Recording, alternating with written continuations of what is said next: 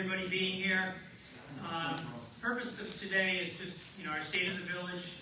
What I want to do today is talk about a lot of the great things that we have going on in our village, talk about all the great people that are making that happen, and a little bit about kind of our vision for the future and what we have coming up. Our village board. Village board is, I say this all the time with apologies to many of my friends out there in the community, the best village board I could ever ask for. And I say that because we don't all think alike, we don't all bring the same perspective, we don't all look at things the same way, but we respect each other, we work well together, and I think it shows in the results that we have. We have some of us, like Rob, that are infinitesimally more creative and outside the box thinking than I am. We've got people that are, focused even more on the budget than the rest of us are, like Tom and Nick. Janice is on the creative side. We all come together. We all respect each other. We all come up with decisions that I think are always in the best interest of the village. So, Tom Paluski, Deputy Mayor. Janice, I know will be here shortly. Rob Oley, and our newest trustee, Nick Marzola, who's not a unfamiliar face. We're going to talk a little bit more about each of them as we go on. The other boards that we have working for you, and we got several of them members are here tonight. Planning board, who's here from the planning board? Stand up. Scott's here. Scott? Okay. Scott is the chair of the planning board. Scott has been in village government for many, many years. You see the other members here. Most of them have been here for meetings several times this week. Our planning board is responsible for making sure that the businesses and the buildings that come into our community, the homes that are being built and things like that are done in accordance with how our comprehensive plan, our design guidelines, and our plans for the village are. They look at the site plan, they look at all of the nitty-gritty details, and are responsible for the look, design, and feel for all the great things that we have going on in the village. Our zoning board of appeals, I believe at least 3 of you are here. If you want to stand up, Alicia. We got Rich Taylor, Lisa Lucken, Elise Thayer. They just got out of the zoning board meeting. I purposely planned it right afterwards so they would be here. 2 of you, and Stephanie, sorry. Stand up. And Stephanie, I'm sorry, Stephanie Sager. A couple of them are newer members of the zoning board. We're very, very excited to have them. The zoning board is responsible for, if somebody has an application at their home or in their business that is outside the guidelines of our code, which is our village law, they can get an appeal from the zoning board of appeals. It happens a lot of times with fences, swimming pools, sometimes signs, things like that. They're the ones that make the final decision if an override of the code is acceptable so that those applications can go forward. Very proud of the job that they're doing, and it's a great body. When I first got involved, our zoning board hadn't met in a long time. They were essentially a body that wasn't used in the way it should be or as much as it should be. They are now. They're doing a great job. Very, very proud of the work they do. Our Parks and Rec Advisory Board. Our Parks and Rec Advisory Board is charged with the big picture of what our parks and our recreation program should be. And they guide and direct our recreation director and our village board on what we need to be doing going forward. Members of the Parks and Rec Advisory Board that are here, stand up, please. All alone. So Steve White is our newest member of the Parks and Rec Advisory Board. They met last night. They had a 3-hour meeting, so they're excused from being here. My wife is on the board. She's actually not feeling well. She's at home right now. But Tina Foley is the chair. My wife, Maggie, Hickey, Steve, and Rich serve on that board. That board has done a great job in helping to shape and envision what our parks look like and what our recreation programs are becoming. Last but not least, on my first day, the organizational meeting On April 7th, when I took office, one of the things I announced was that I would like to form a tree commission.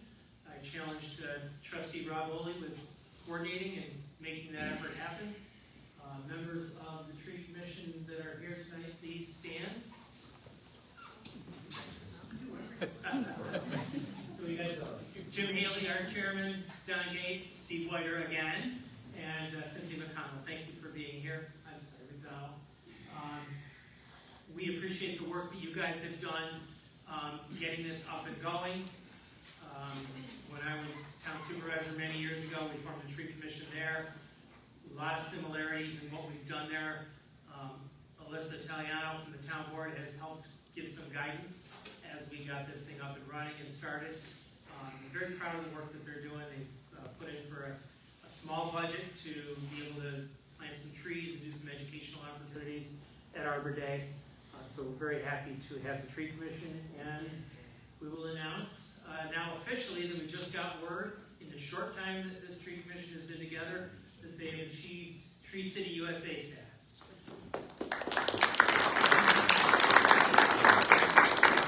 Several steps need to be taken as far as education of the public and things like that to be able to get that status, and we're very, very proud and happy that that happens, and that just opens the door to more things to come from the tree commission.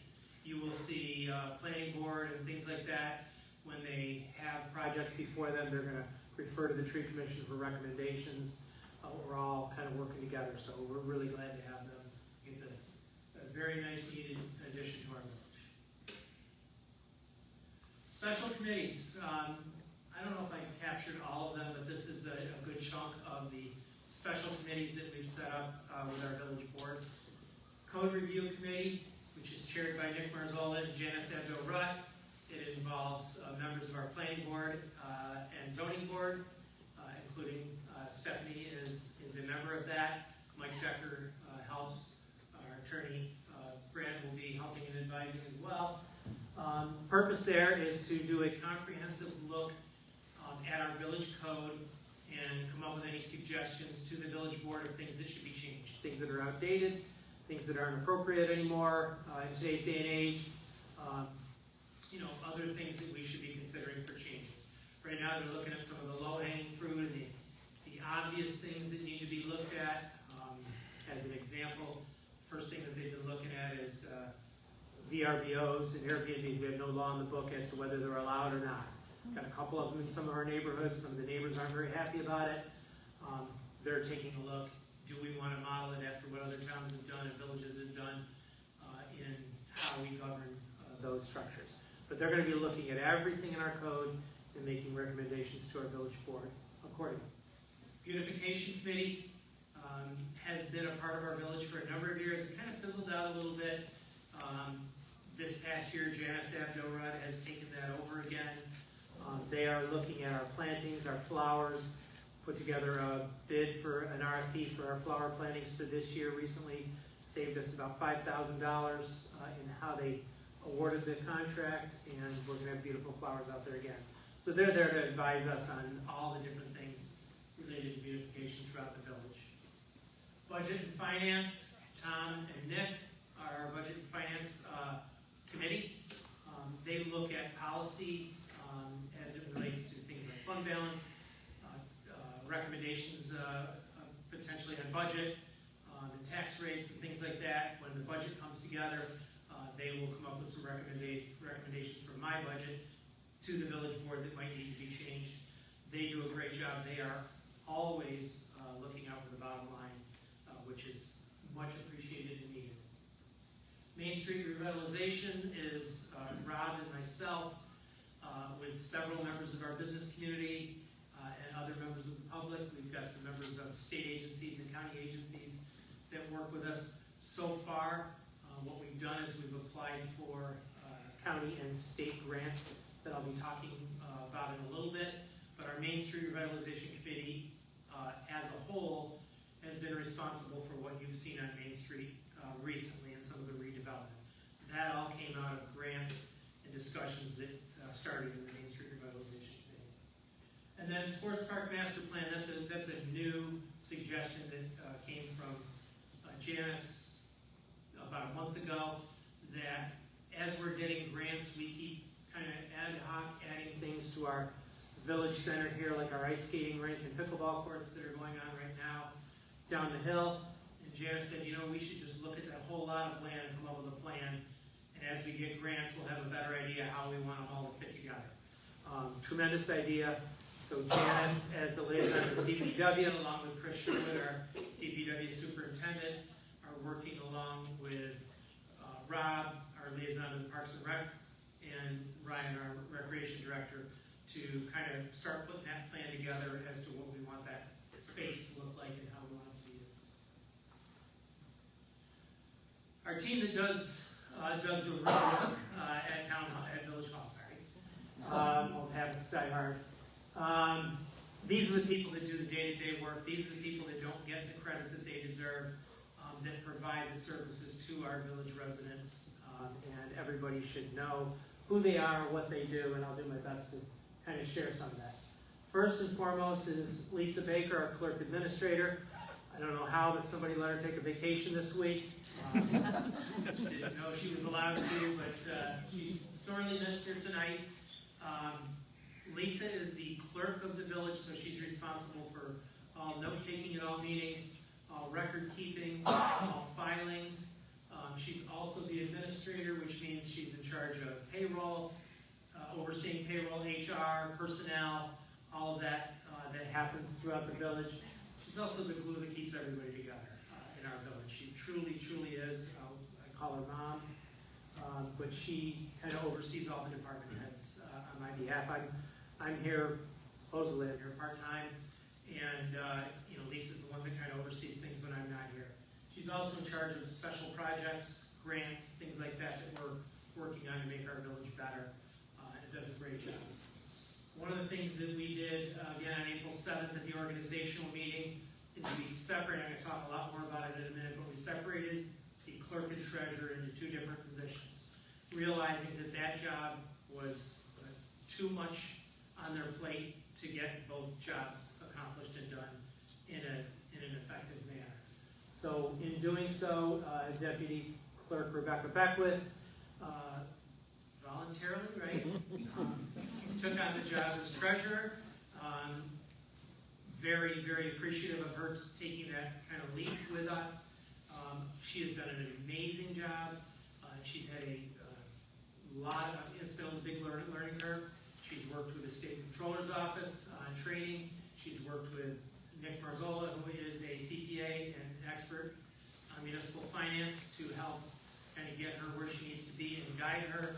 And she's worked with a controller that we have, who's a retired controller from City of Sherrill, who's come in as a consultant. And I'm proud to say that Rebecca has taken on this job extremely well. Where she is right now in this short time is very impressive. We're very grateful for what she's done for us. Jenna is our court clerk. She's also a deputy clerk, so she works half-time in our office, helping out with abstracts and some of the finance stuff with Rebecca and with Lisa. But she also runs our court. Easy for me to say, I don't have to deal with court ever.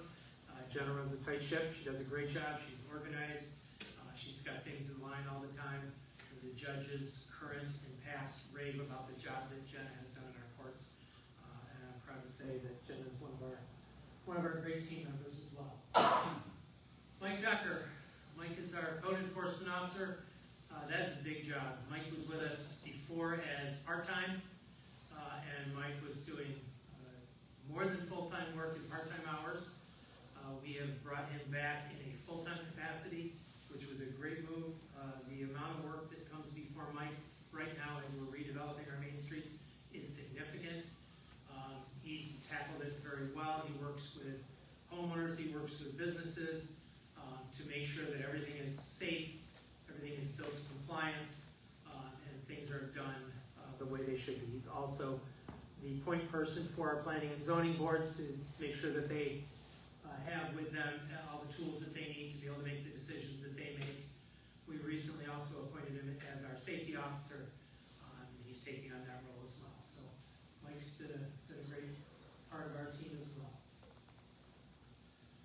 Ryan Campbell, thank you, Ryan, for all your work and helping me polish up my presentation today and setting everything up. Ryan is our Parks and Rec Director. Similarly, that was a part-time position in the past. We took the leap of faith of saying, we've got a lot we want to do in our parks. We've got a lot in our recreation department of programming that we want to do. We brought Ryan in full-time. He has hit the ground running.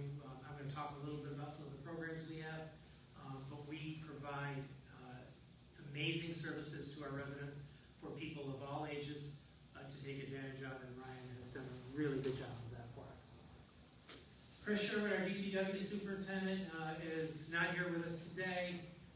Chris is kind of soft-spoken, quiet guy, and he just, whatever you ask him, he does. He's got a team of 12 employees. They manage 17 miles of road, whether it's paving potholes, cleaning the roads, snow plowing, obviously this time of year, picking up garbage, mowing lawns, drainage work. They're out there every day. Special projects when we have them, banners, hanging banners, things like that.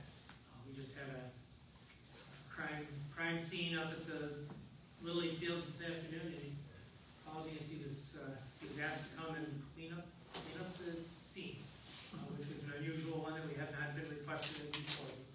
They're out there doing all those things for us every day, and Chris runs a great shift down there for us. Jansen, our fire chief, is here in the room. Thank you, Jansen. Just a couple of facts. Our fire department is staffed 24/7, 365. Those of you in the fire department, if you would kindly stand to be recognized. Appreciate you being here.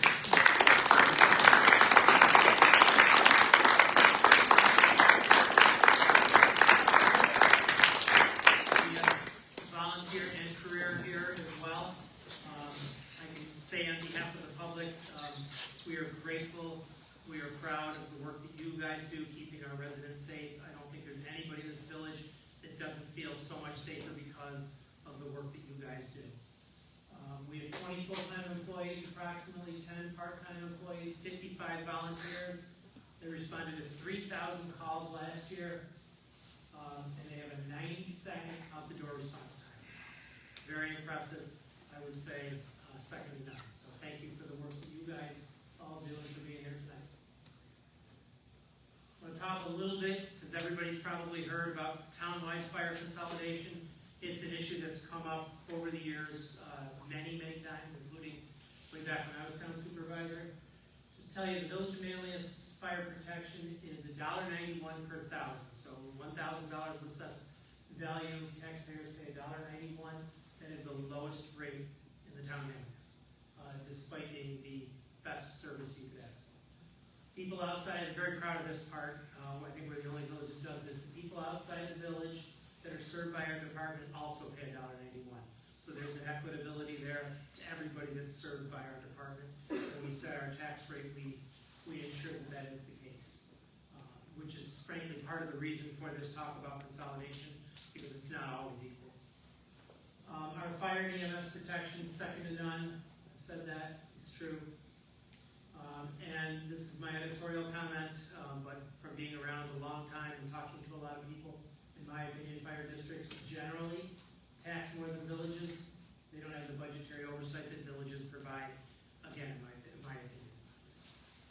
I'm open to studying consolidation. I've made this known to everybody, but will only support it if I can see evidence that it will either save taxpayers money or provide significantly better service. Without that, there's no compromise to me.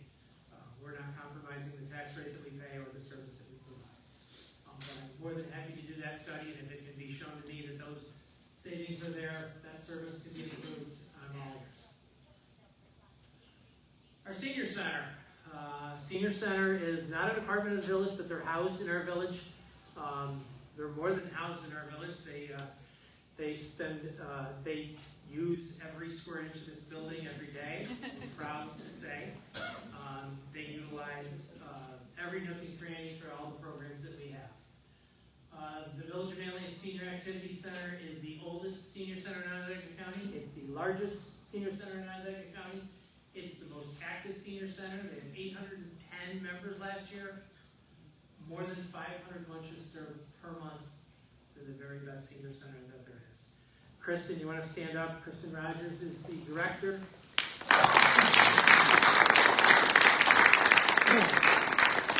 senior center is a great partner to the village. We're proud to have them in our building and to interact with the seniors every single day is a joy and a delight. We're thankful for what you provide to the residents in our community, because that service is needed as much or more than any other service that's provided to our residents. Seniors that are out there that sometimes are alone or sometimes don't have a lot of family around can come here, have companionship, have activities, have familiar faces every day, have a warm meal. We're very, very happy to have them, and thank you for all the work you do with us. Speaking of that, first ever, kind of copying over after the turkey dinner that the Village of Fayetteville has done for a number of years, we'll be having the first ever Mayor's Spaghetti Dinner, with the proceeds going to benefit the Manlius Senior Activity Center. There will be 2 servings. The first will be for senior center members only, no charge to them.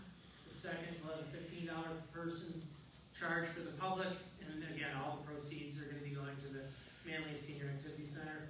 Hopefully we will raise a lot of money, and I'm proud to say that the village trustees will be doing all the work, and we won't be relying on staff. Senior Center, this is our contribution to the Senior Center. We will be cleaning, we will be cooking, we will be serving, set up, take down, all that stuff. So please come and enjoy a great meal, hopefully a great meal for $3. Little history of the village. Village of Manlius was founded in 1792 and established as a village in 1813, making it the oldest village in Onondaga County. We were the original county seat before the city of Syracuse. We were the capital of the county back in the day. Village of Manlius was a center of trade, government, and economic growth in the early part of the 19th century. In the 20th century, Manlius was world known for its military academy and throughout the region for our amusement parks. Today, the village of Manlius is home to 4662 residents and many successful businesses. Before I go on, just as I'm doing introductions, I missed a couple of people I do want to introduce. County Legislator Elaine Denton is here. She represents a large part of the town of Manlius. And Town Councilor Alyssa Italiano was here, had to run out. Just want to welcome them and thank them for coming. Our business community, very proud of the business community that we have in the village. They are the backbone of our community. They are the draw that brings people here. I'm proud to say that it has grown, it has flourished. We've been able to get some grants to help them, but the men and women that run businesses in this village really are our backbone. Here's a little picture, and I just introduced you, Alyssa. Thank you for being here. I have established recently a business advisory council. It's just an ad hoc group of businesses that come together just to kind of advise me and help me know what the needs are of the business community and how we can best serve them. We had a recent meeting and hope to have every quarter or so. I know I'm forgetting some and I apologize, but some of the new businesses that we've had in recent time that I want to draw attention to: Seneca Savings Bank, Moss and Mint, Alyssa. Stand up, waiter. My wife's favorite, a different Alyssa, sorry. My wife's favorite business. She's there most days. Great business in our village. Moose and Mind, our new bookstore. The Manlius Supply Company, sharing a building with Alyssa over there. My wife's business, the Grow Up Boutique of Manlius, that used to be in the yard, is now moving down to Wesley Street behind A.W. Wander. Mia Home Decor up in the yard. Crepe Time Cafe, if you haven't been there yet, excellent, great people. Taco Bell Cantina, I'm sure you've all heard of. Great spot, great place to go at night, bands, entertainment. Holland Farms, we're all familiar with. They bring food here all the time and keep us fat. And then I just mentioned in their tops just did a major renovation, and we're very happy that they have made that commitment to our village. I'm sure I forgot some, but we're very proud of all of the business community that we have here. 332 Fayette Street. This is the old car dealership for those who have been around a number of years. I put this in the category of kind of new businesses. This building is scheduled to be torn down this month or next. There's been a slight delay, but this will be torn down. And the proposal is for a mixed-use building that will have retail space on the bottom and 20 apartments. 20 is that the last number? I think we heard 20 apartments on the second and third floor. We're very excited for that project. It was recently taken over by new ownership, and he is a village resident, and he is anxious to get moving on this project, and we're anxious to see it happen. Steigs Grill House. Jeff Steigerwald and Joni have taken over the old Marine Midland Bank. For those of you who are old like me, also First Niagara, Key Bank, several other HSBC for a while. That building has sat largely vacant for a lot of years. Always wondered what was ever going to happen there. Now we know. It's going to be a butcher shop. It's going to be a bar and restaurant, and we're very, very excited about it. Jeff has some great plans. Jeff and Joni have some great plans for that. We'll be talking about that a little bit more in a minute. The yard. No definite plans there yet, but the yard is under new ownership, and they have many, many ideas for how they want to revamp and grow this business opportunity. There are 6 businesses there now, perhaps, maybe 7 if you include the brewery. And they have plans for about 7 or 8 more, and many different things to expand, maybe some center court type area where people can come with activities and things like that. So very excited to see what that looks like and what that's going to become. It'll be a great addition to our village, as Janice likes to call it, our top of the hill district. Water crisis. So everybody knows what we went through recently. I just kind of put together a little statement. Please don't think that because we never ran out of water that this wasn't a major crisis. It was. We averted the crisis because of the leadership of County Executive McMahon, the extraordinary efforts of Aqua Director, Manlius resident Jeff Brown, and his team for figuring out the solutions so that we didn't run out of water. And thanks to everybody here and throughout that did their efforts to conserve water. I heard stories and stories from so many people. Family up at Academy Hill had 17 people over for Christmas break, and she told me of all the different things that they were doing, including a bucket over the drain in the shower that they then used to flush the toilets. Genius idea, didn't hurt it or cost anybody anything, saved water. Got a phone call from Manlius Brewery. Manlius Brewery called me 3 weeks in maybe and said, boy, all of my brewers have been home for the last 3 weeks because they use so much water. Is it okay if I bring one of them back? I didn't know she had made that sacrifice. She eventually brought everybody back, but that was a sacrifice nobody asked her to make. She did it on her own. I hope everybody remembers the sacrifice that Manlius Brewery, Manlius Car Wash made to make sure that we got through this crisis. So thank you for everybody. It could have been a disaster. We're working closely with Aqua to make sure that we aren't as vulnerable in the future.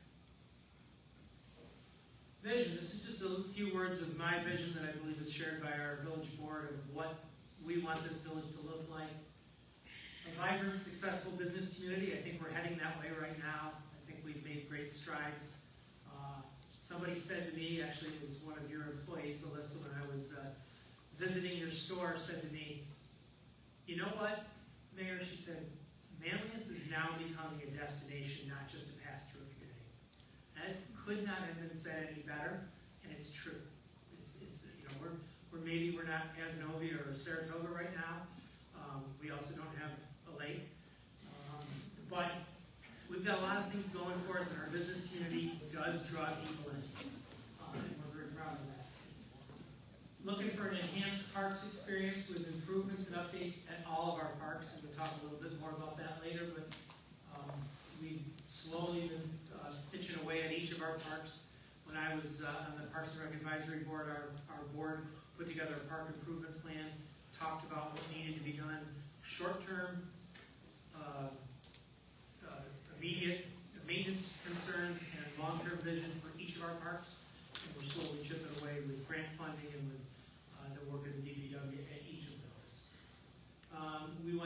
continued services that are second to none. These are the people here that are providing all these services. You would be hard pressed to find any village that provides services better than we do. And we're committed to keeping that, and a budget that is lean and efficient. We are always committed to that. That is the most important responsibility that we as a budget have, is toward a budget that is lean and efficient. Transformation of our village. Some of the things that have led to kind of what you see on our main streets and throughout with all of the new businesses, the parks. Our Main Street Revitalization Committee, I talked about that already. The work that has been done from that committee to get us going is continuing ongoing. Former Mayor Worrell and our current Board of Trustees have been working endlessly to make sure that we are in the right place for all of the changes to our downtown area. Our park improvement plan that I just talked about, like I said, much of that's been done. Much of it is still to come. Pickleball courts, I'll show you a little bit about that in a second, but for anybody that doesn't know, we put out a bid, RFP, for 6 pickleball courts that are going to be right down in the old soccer field just down the hill here. We hope that that will be open around the 1st of July. We're very excited for that. We currently have an ice skating rink on the pickleball court. That'll be moved over a little bit next winter, but we're very happy to have our ice skating rink up again. It's been there in the past, off and on. Some of the winters haven't, frankly, been cold enough to have an ice skating rink consistently. This year it has. Been by every day, seen skaters most every day. We have the lights on until 8 o'clock on weekdays, 9 o'clock on weekends. The added benefit of that is that we now have sledding at night, which we didn't have before. That's taken advantage of even more than the skating. So we're very happy about that. Our DPW did a great job getting that out in the busiest time of the year when we got dumped out with snow. They were trying to fit in between snow plows, getting our ice skating rink up and running. So we're proud of that. Our Hometown Heroes banner program was up this year from Veterans Day to Pearl Harbor Day. In subsequent years, it'll be up from Memorial Day, so May, until Veterans Day in November. People have banners for 3 years, and then they can renew them. We've got, anybody know, Rebecca, anybody know, 38, I think it is, banners up all along Fayette Street. All of the poles on Fayette Street are full. If we get more, and as we get more, we'll start going down West Side of the Street with more banners. We're very proud to honor our veterans in that way. Grants. I've talked a little bit about grants. These are some of the grants that we've been successful in receiving already.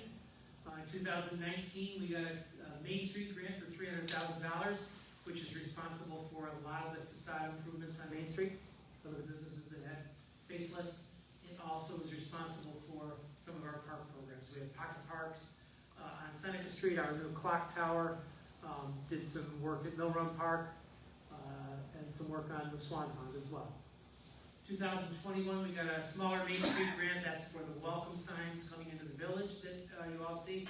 That was done with help from employees at Stickley, who helped us design it in the craftsman style to try to pay tribute to the business that has been headquartered in our village for decades. In 2023, we got a larger Main Street grant. Again, more facade improvements to businesses, much more in the way of park improvements. $1.25 million for that. 2024, we got $1.4 million grant, which spurred a total of $5.2 million in investments for 3 buildings. 111 East Seneca Street, which everybody can see next to Buffoons, is a building that's being built. I was talking to the owner of that building yesterday, and he says people are referring it to as the green building. It's not going to be green. Everybody seems to be calling it the green building right now, but that was an ugly eyesore that was there for many, many years and looked horrible, and it was falling apart, and now it's going to be a beautiful building that's going to have a restaurant at the bottom and 14 apartments on the 2nd and 3rd floor. So we're very happy about that. Second part of that grant went to fix up the old Manlius Insurance Agency, which is where Moss and Manlius General Supply Store are currently. That project is complete. And then the third part of it is for the building at, I believe, 315 to 17 to 19 East Seneca Street, which is the old Ugly Duckling or Griffin's Grill, for those of you that are as old as me. Those three buildings got $1.4 million for the fix-up, and with the money that they invested, a total investment of $5.2 million. We got a $10,000 grant for EV charging station, or one or two.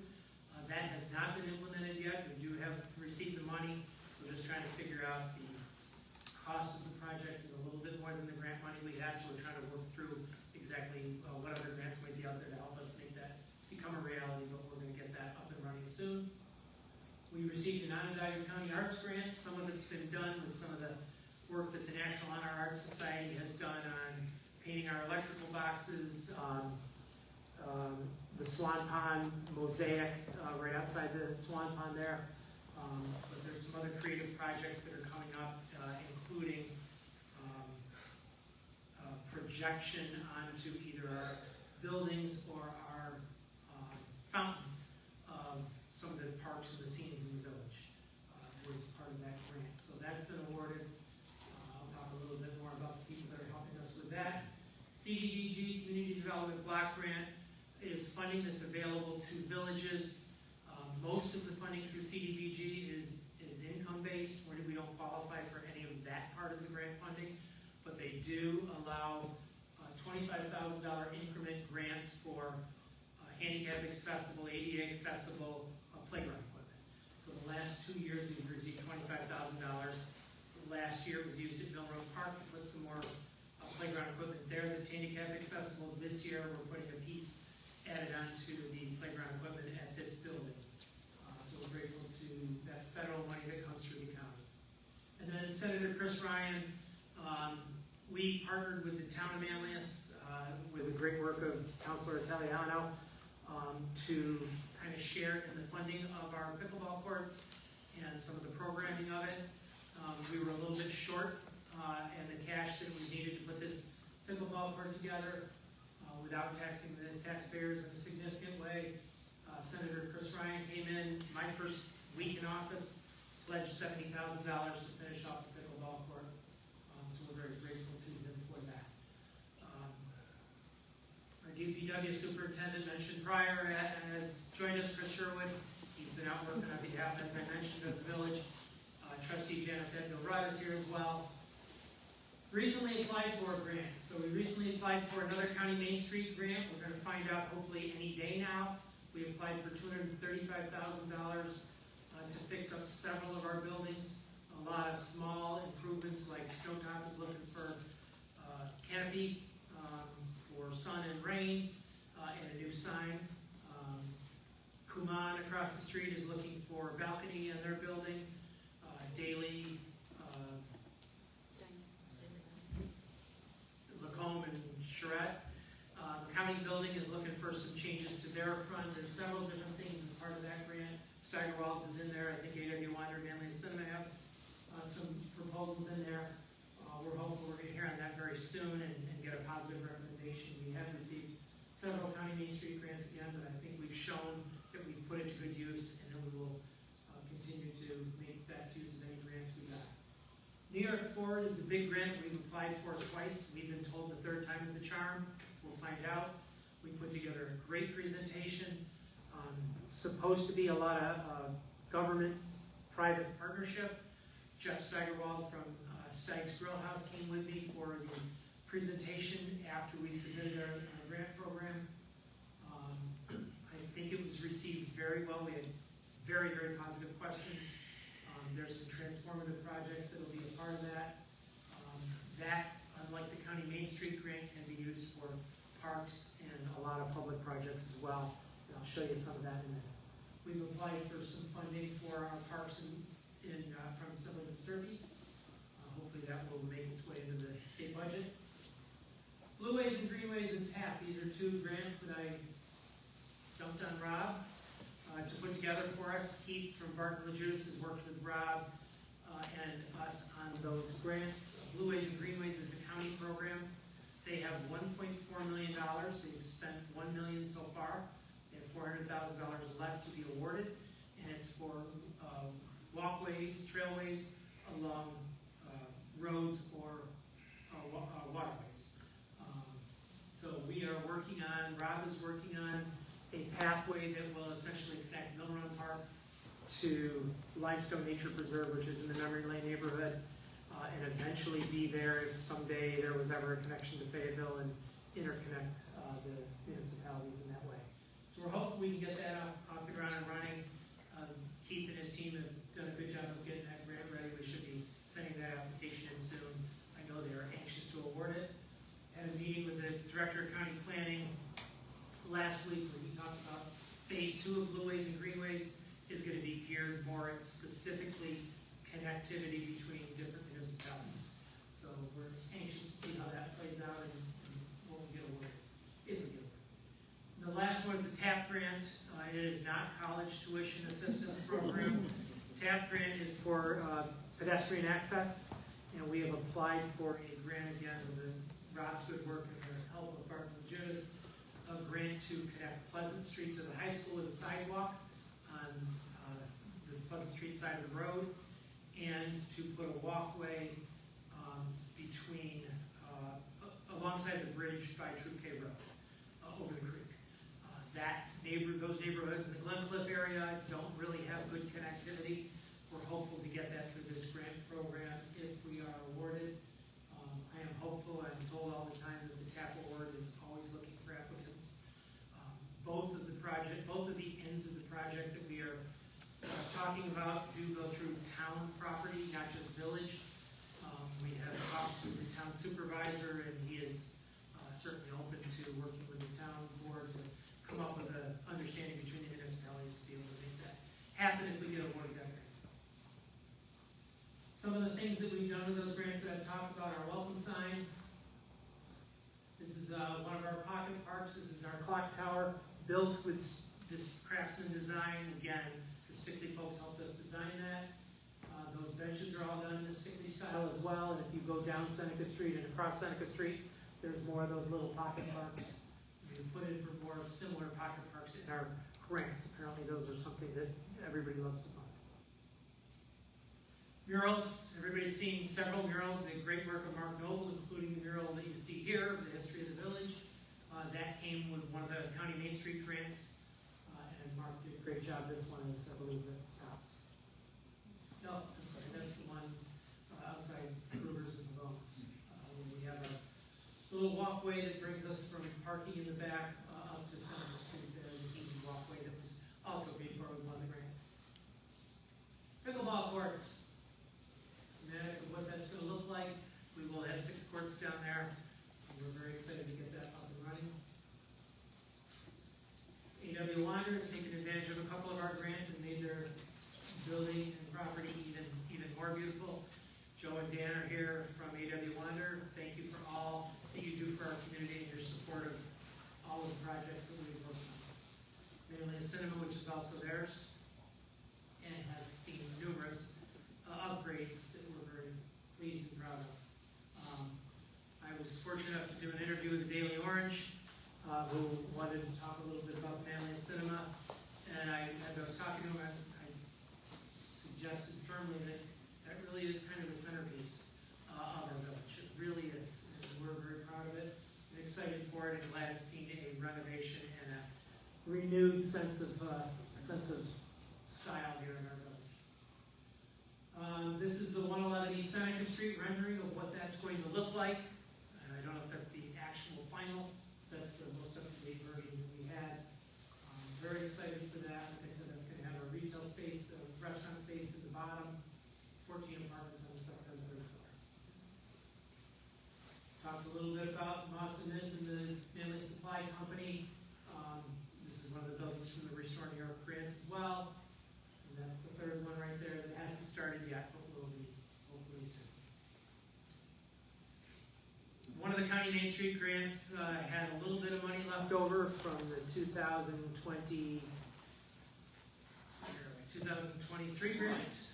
There was money left over, $27,000 of it went for the paint and roof on, I call it the vacuum cleaner building. That's not what it is. It's 241 Second Street. And they did a great job with it. It looks really nice. And then $173,000 left over is going to be going to the Pavone's building. They're going to be putting awnings and a facelift on their building. That project's supposed to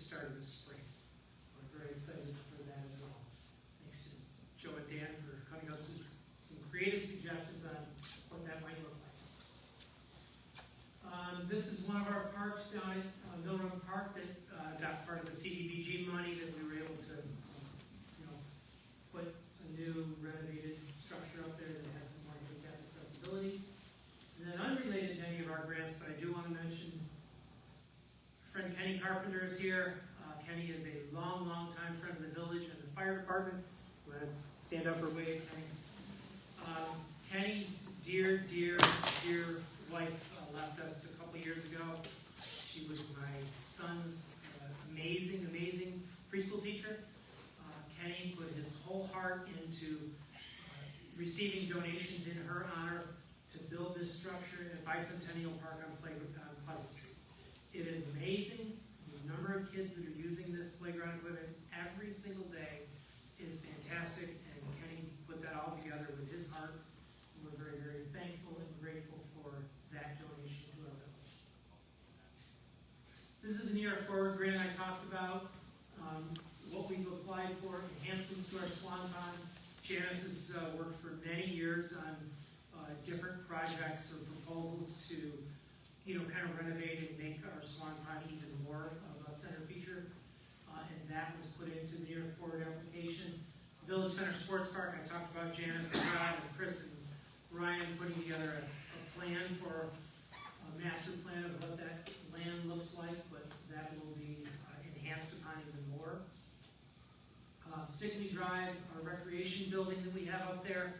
I think it was Ryan and Chris both came up with suggestions for redoing some of the windows, cabinets, and things like that in that building that are long outdated, and Ryan's suggestion of putting in a more formal basketball court for the children that go up there for our summer rec program every year. More pocket parks I mentioned on East Seneca Street. Again, thanks to Keith from Barton Just for helping us put this grant application together. Mill Run Park improvements. Rob's been a champion of this. Mill Run Park is a jewel in our village. There are so many needs to make that park better, including a stairway up to the upper area, a fence that protects people from falling there that are all in disrepair, more playground equipment. There are a lot of things that we can and want to do at Mill Run Park. Perry Springs Fish Hatchery, most people don't even know it exists. Right behind the Starbucks, essentially. We raise fish. Steve is very involved in that program. That is used to stock our Limestone Creek sometimes, and used to stock our lower Swan Pond for our fishing derbies for our children. It's amazing to see, if anybody's not been there, but the buildings, the bridges, the walkways are all falling apart, and we're hopeful to get some funding to help with that. Liberty Lane, this is a Janice project she's been working on. This is the area where 92 and 173 come together, and you used to be able to keep going straight. Now it's blocked off when CDOT did their renovation project. That's going to be a park there. Keith from Barton Judas is helping us kind of design what that's going to look like. But we're very excited for that. Got some seating and things like that for people that live in Brookdale, perhaps. Fayette Street lighting, we have a little bit of gooseneck lighting currently on Fayette Street. We're looking to add some more to help with the character of our village. Finally, a senior activity center, we've talked so much about. Kristen came up with a project or a proposal to add to our grant that would have outdoor exercise equipment for seniors that could be right next to the playground equipment for the children to have a multi-generational look. So we're very excited to see that, if we can get that funding through as well. Public projects, better signage of our parks that are both informational and directional. Village marketing campaign, I'm really big on this. We put in for $100,000 to create a website, a social media presence, a video, welcome to our village. Here's some of the businesses and parks in our village that we can use to help promote everything that we have going on in our village. Village Business Assistant Fund, which is basically a fund similar to our County Main Street grants, where smaller donation amounts can be given on our Main Street to fix up facades on some of our buildings. We already have several that have applied. Private projects, improvements, more improvements at A.W. Wander, capital improvements for Seneca Street Brew Pub, including expanding their kitchen, enhancing their parking.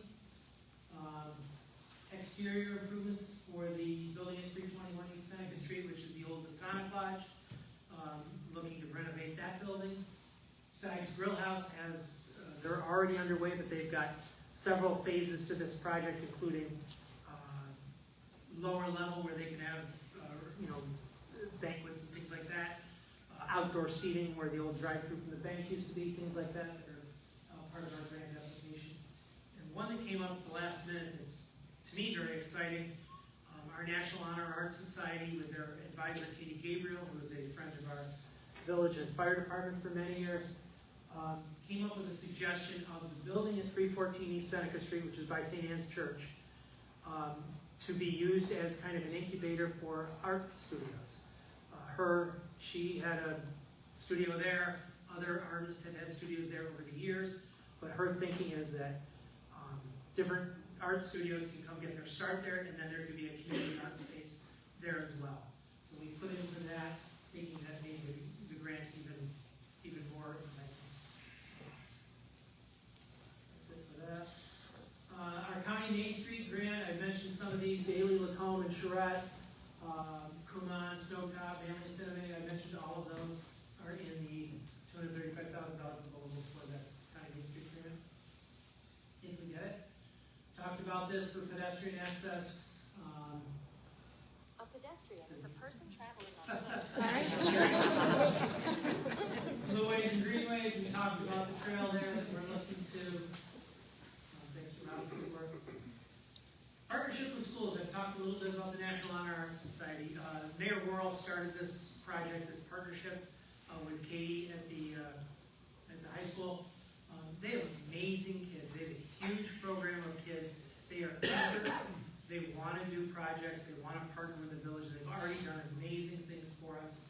They painted our electrical boxes, banners of our parks and districts. You see some of them in here, some of them not on the streets.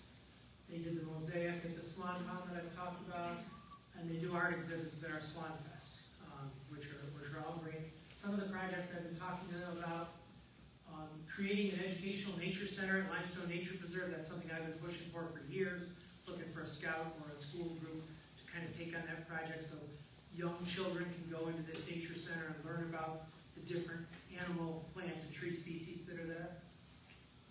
Sign at Liberty Square, we talked about, or Liberty Lane, talked about the Liberty Lane part. We talked about putting a nicer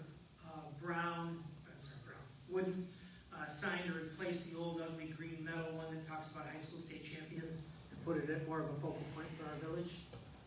A mural, this is Janice's idea too, a mural on our recreation building that faces Taco Bell. The kids are very excited to take that project on.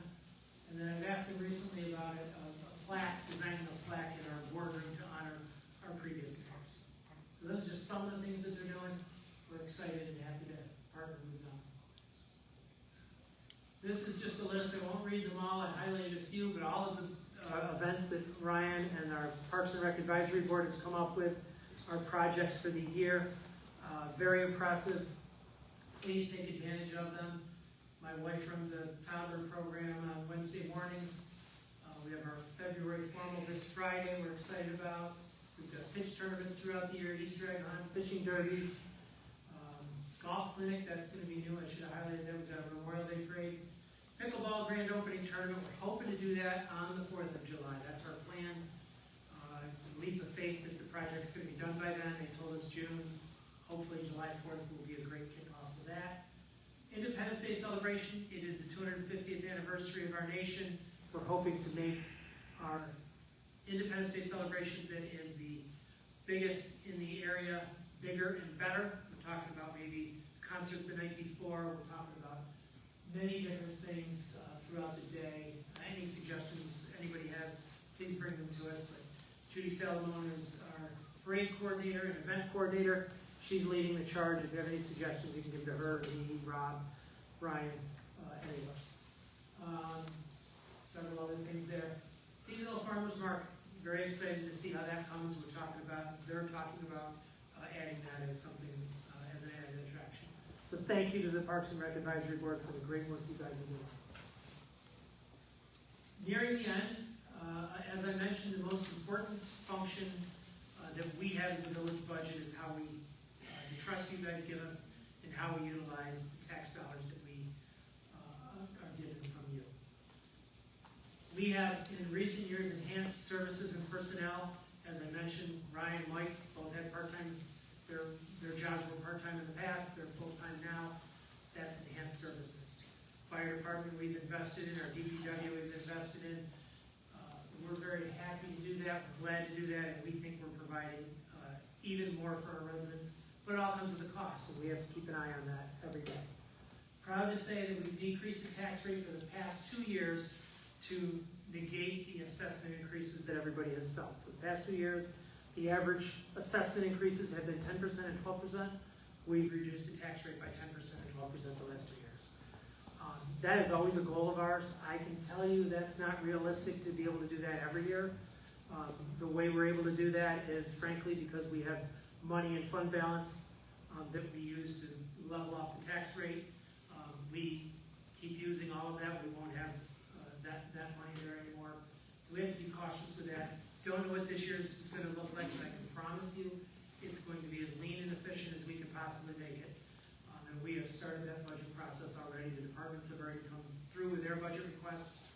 They'll be meeting with the village board soon. And then I'll put together my budget and we'll have our public hearing. So we're excited to see where that leads us. Audit. Some of you have heard, many of you have probably heard, the New York State Controller's Office did an audit of the village's financial operations. Good news is there were no findings of mismanagement of funds or missing funds, anything along those lines, nothing even remotely that resembles any of that.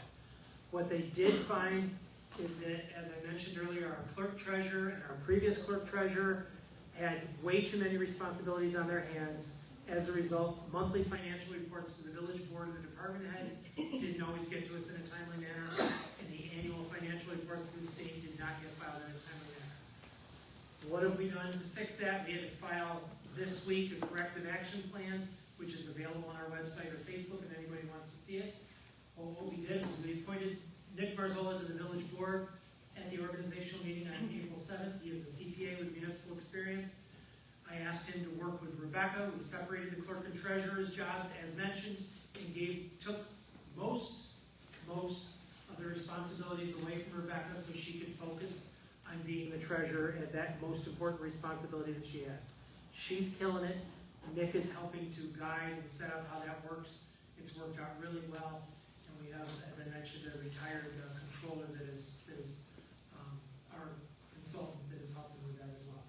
So that's worked out really well. We also outsourced the annual financial reporting that has to go to the state, that is very onerous, to an outside, the Bonadeo Group, an outside accountant, and they will be filing that on our behalf, getting it caught up for the years that were missed and keeping it up to date as we go forward. So we're very pleased with what we've done in response to this audit and feel very comfortable that everything, your tax dollars are being watched closely and appropriately, and we appreciate everybody's effort in making that happen. Okay, swans. So I wrote this before I got a letter from the DEC yesterday. We are working very hard at trying to get a renewed permit from the DEC to be able to keep our newt swan breeding program there. As everybody knows, when Manny and Faye were tragically attacked with their offspring, with them went our permit. So we lost our permit that was specific to those swans. And the DEC came down and said they were grandfathered in, but the village is not grandfathered in, so now that they're not there, our permit doesn't exist anymore. We had to apply for a new permit, and they will not let us breed newt swans because newt swans, they believe, are an invasive species, and they can get out into the wild after we breed them and cause damage to the Chesapeake Bay watershed. Our own biologist that we hire doesn't believe that any of that is the case, and we are trying to fight that. Senator Ryan has been an advocate on our behalf, trying to work with the DEC. In the meantime, our permit expired December 31st, 2025.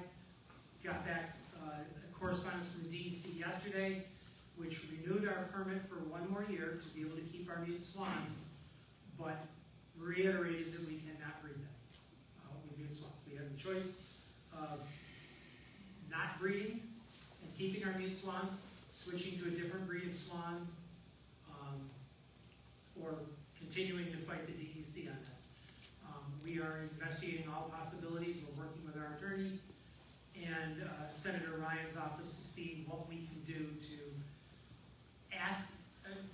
My ask is simple.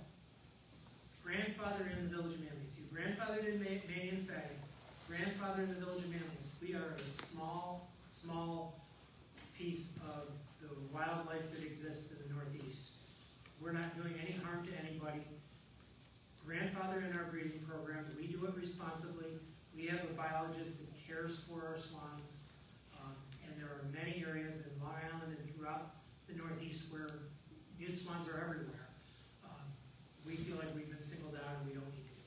So we're gonna talk about all of our options, but that's where we are. I got notice yesterday from the DEC. Parking, another kind of sensitive, difficult topic. We have come up with a few agreements as we grow on Main Street, as more and more businesses come in to our Main Street and bring people in. We struggle for parking, and we've got a decent amount of parking behind there, but we've come up with a few different municipal agreements. Manlius Methodist Church has 20 parking spaces, kind of behind A.W. Wander in that area, that we can use when it's not Sunday. That's worked out very well. I can say those spaces are full most every evening. And for the Manlius Cinema, for A.W. Wander, and all of the businesses, bookstore and things like that. Last month, we came to an agreement with Liberty Square. So that's the big building at the corner of 92 and 173. They have 50 parking spots that they only use Monday through Friday from 9 to 5. We've come to an agreement that we can use them now anytime other than Monday through Friday, 9 to 5. Huge opportunity for our businesses. We have that heated walkway that comes from that parking lot up to Seneca Street that people can utilize. Our DPW has stepped up and they'll be plowing and maintaining that parking lot as the trade-off for being able to use those parking spaces. Carol's, Burger King, we're working toward a formal agreement. We've had one in the past to be able to use some of their spaces for municipal parking as well. So we're confident that we're helping with the parking crisis and working every day to try to help it make it better. Last slide, communication. We struggle, Rob and I talk about this every day. We struggle with trying to get the word out to you guys on all the great things and all of our events that we have going on, our meetings. When we have a big meeting on an important topic, people come to us 2 months later and say, how come I didn't know you were having a meeting? Oh, we're putting it out on Facebook, we're putting it on our website, we're putting it on our LED sign. There are so many ways that we try to get it out there, but we don't get it out there effectively to 90% of the village residents. So I'm asking, follow us on Facebook. The water crisis, I gained about 1,000 followers through that water crisis, which is great. Now we have access to more people following what we have going on. We have an Instagram page. Most important thing, the best way you can follow us is with our alerts. If you go on our website, immediately when you go on our website, you will get an annoying pop-up that doesn't go away unless you X out of it. If you click on that, you will get email alerts of events, emergencies that warrant, not every single fire call, but emergencies that warrant letting the public know, and meetings that we have. You'll get those in your email. Rob is researching even better alert systems that can go through text messaging and things like that. So we're working on making that even better, that everybody would go on there. We had recently had about 170 people that were getting our alerts, which is almost not worth it. It's probably the people in this room. We're now up to, what did they tell us? Would you tell us 300, 400, I think it is? 500, 600. So again, this water crisis we've got the word out a little bit more, a little bit better. We're 500, 600 now in our alerts. We want to grow that and grow that. That's the best way to keep in touch with us. Obviously, check our website. Rebecca and Ryan keep that up to date. Our LED sign, you have to drive really slow or fast to be able to read it. We do put all of our meetings up there. All of our important events are up there. Come to our board meetings. Our board meetings are lonely sometimes. It's usually just Steve in the audience. So John's there sometimes too. The list is there. You have to come to our meetings. We love to have you there. You can learn more about what we're doing and what's going on. That's a great way to keep in then I send out these annoying emails to everybody. I have an email address for. People hate getting annoying emails all the time. I try to do it sparingly, but we fail at getting the word out in all of these other ways, so I'm just using that until we grow maybe our alert system. So I will reach